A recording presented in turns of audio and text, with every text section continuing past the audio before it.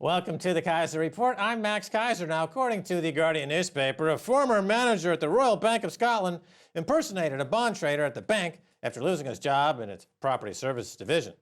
Yes, KK Ho printed business cards describing himself as a bond salesman with which he attended internal meetings and met customers. Also in the UK this week, Mark Carney attended a press conference where he impersonated a bond trader by offering to buy more gilts should unemployment rise. He also did an impression of a property speculator when he promised to keep rates low at least until 2017. Let's all talk about it more in depth with Stacey Herbert. Yes, Max, we've seen quite a lot of impersonating happening in the headlines this week. And of course, yes, Mark Carney earlier this week, he was speaking to the press. And Twitter reacts, is Carney a banker or a lawyer? So he introduced so many escape clauses to his forward guidance. Some people were asking whether or not he was indeed a lawyer. But Faisal Islam also tweeted this chart, and he says, here's the boom in the UK. As you see, this is production and manufacturing, that little tiny blip at the end. He says, Mark Carney must think we're all bonkers. Yeah, KK Ho. I like that name, KK Ho. Mark Carney is a ho. He's a ho for the bankers who pimp him out to go before the people in the fine country here of Britain, and he'd be talking lots of smack about keeping interest rates low, as if he can control which way the bond market is going. Sure, they can for a while, and they can manipulate interest rates, and they can suppress the price of gold by dumping 1,000 tons or more of UK's gold. But eventually, it all comes down the wash. Interest rates skyrocket. Mark Carney is taken out of this country on a rail and laughed out of town, as he rightfully should, because he's a used car salesman. He is a suppository salesman. He's a sphincter spreader, a grande from some military penal colony in Canada somewhere, and he escaped. Talk about escape velocity. This guy escaped from a military penal colony somewhere in Canada where he got hit in the head with hockey pucks all day, and somehow he made his way over to the Bank of England. Well, at least with the RBS story, the guy who impersonated a bond trader. KK Ho! KK Ho. According to RBS, he had not performed any regulated activity, nor had he profited, they don't think, anyway. From There is no regulated activity at RBS! Nothing at RBS is regulated! It's an open sewer of fraud. RBS, open sewer of fraud. There are no regulations. Well, speaking of open sewer fraud, you know, Mark Carney is here heading the Bank of England, but he did escape from Canada before it was all too late. CMHC moves to take steam out of housing market. Canada Mortgage and Housing Corporation is limiting guarantees it offers banks and other lenders on mortgage-backed securities. The measure comes amid the federal government's efforts to protect taxpayers from financial risks in the housing sector, further cool lending, and add upward pressure to mortgage rates. I wish I had one of those helium-filled balloons. You know, when you, on the helium-filled balloon, and your voice gets really cracky like this. Because this is really, anytime you hear the words Mark Carney, think about a clown at a sideshow named Kiki Ho, who's sucking on a helium-filled Jimson and speaking in that childlike, whiny voice of somebody who's either A, completely smacked out on heroin, B, needs to have a lobotomy, or C, currently runs a Bank of England. Well, over in Canada, as we know, the housing bubble is getting ready to burst, it appears. Well, yeah, Canada, he blew a big bubble in Canada. Now it's crashing. It's not hard to blow a big bubble. If you, look, let me explain something about humans and dogs. If you leave out enough dog food, they'll eat themselves to death. If you jack interest rates down to 0%, they'll speculate themselves to death, and the bubble will pop.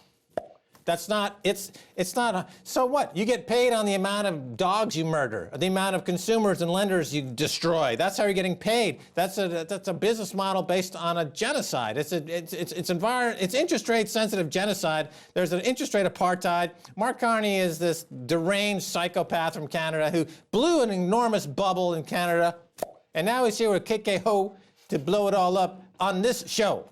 Well, the CMHC has notified banks across Canada that they're going to lower their maximum guarantee for these mortgages. And the decision comes in the wake of unexpected demand for the guarantees. Of course, the government guarantees to use taxpayer money to back their housing speculation and flipping schemes, and of course they all went for it. I have an experiment. Go to a Walmart and open up a van, and inside the van are an unlimited supply of donuts. And then go into the parking lot in front of these big, fat, waddling Americans and say, all the donuts you can eat. Now, do you think, what am I talking about? They already have those sales at Walmart where people trample themselves to death to get discounts on donuts and eat themselves into obesity. Same thing in Canada. So here you're saying, if we put interest rates down low enough for the white people, meanwhile, the black people have to go to payday lenders and spend 30, 40, 50, 60%. But if you're a white guy, it's 0% for you. All the interest you can get. Speculate yourself to death. Woohoo! Kick-a-ho! I'm Mark Carney. Well, speaking of guarantees, however, there's, of course, many market participants now on Wall Street like guaranteed profits. They don't actually like to have to compete or take any risk, remember? No more risk. No, I don't want no risk. I don't have to take no risk because I got my hose down there on Wall Street. And I've been pimping my mortgages for Goldman Sachs and JP Morgan. I didn't take no risk. That's not my thing, baby. You mean the KK hose? The KK hose. Because we got another real estate bubble to come. Well, gold futures dropped in milliseconds before ISM report. About 90 milliseconds before the 10 a.m. release of an Upbeat Institute for Supply Management report about U.S. service sector companies, the price of gold futures and gold ETFs fell. Specifically, at 9:59:59 and 904 milliseconds, gold for December delivery dropped almost $2 a contract from 1308.90 to 1307. Yeah, gold is like an underage prisoner at one of America's federal penitentiaries on day one in the shower. It doesn't have a great future ahead of it until such time as they burn that prison down.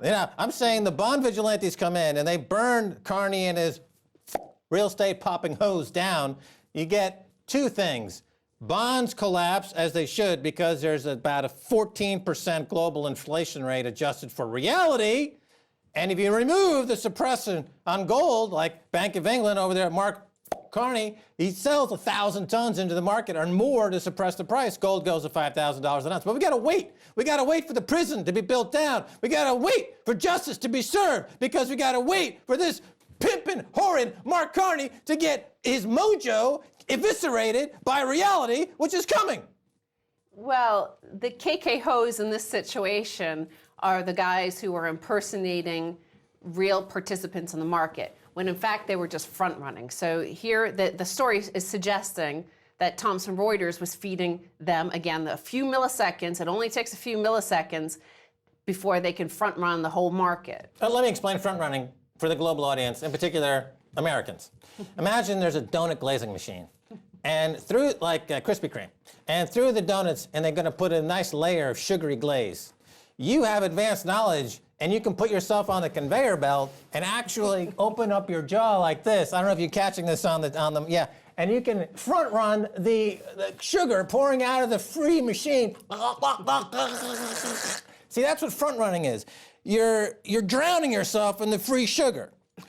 Before anyone else gets on the donuts. Okay, Americans? Do you understand what that means? That's why you're big, fat, and stupid, because you're front-running your own donut shops. You should call that donut chain the KK Ho Shop. I'm going to start my own chain of topless donut shops called KK Ho. It's going to put, Tim Hortons up there in Canada. They got a donut shop. I'm going to put him right out of business, along with Mark Carney. Go back to Canada, you hockey-damaged moron. And so finally we move to a headline from James Howard Kunstler, and it's called The Dreadful Summer Wind. And he's basically talking about the US dollar as an impersonation of a global reserve currency, and the American people and administration as an impersonation of a global empire.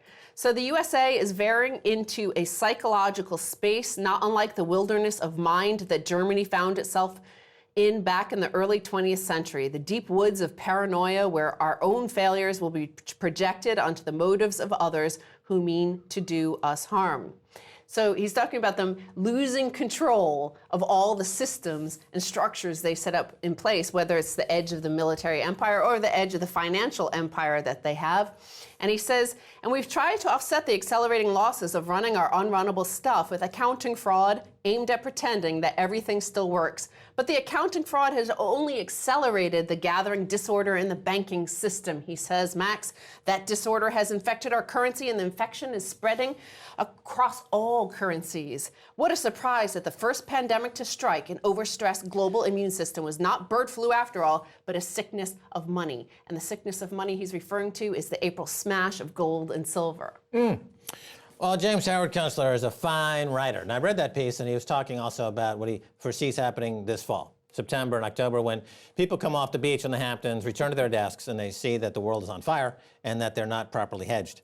And then they go into panic mode, and they say, wait a minute, we've got some hockey puck damaged moron running the Bank of England. I better get out of this market. And they start selling in a panic sale mode, and bonds seek their rightful level of about 8-9% on the 10-year in the G20 and about 20% in various other countries. And of course, then we'll have global Armageddon, which, prepare yourself. Well, he's saying as well that the US dollar is the KKO of global currencies, because he says near the center of that money sickness was the blitzkrieg against gold and silver in the spring, when errant serial selling dumps were executed against the money metals to unmoney them. So gold and silver are the only true money. The dollar has posed as the one true money. They act as if they're as good as gold on the global gold standard, and yet it's being exposed in terms of KKOdom. They've actually they've actually been profiting from this KKO impersonating a currency scheme. Well, you mentioned Faisal Islam earlier, and he was at the press conference with Mark Carney.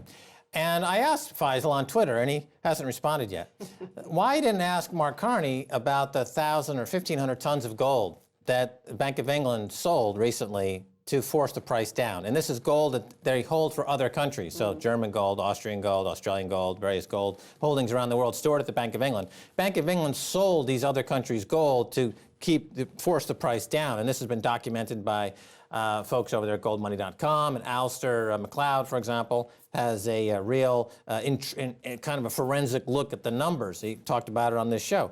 I'm still waiting to get some answers. So maybe you're still waiting because maybe Faisal Islam is in on KKO Mark Carney's scheme. Faisal KKO Islam. Well, where's my tweet back, buddy? Where's my tweet? Over there, Channel 4. Anyway, what am I rambling on about? Stacey Herbert, we got to go. Thanks so much for being on the Keiser Report. Thank you, Max.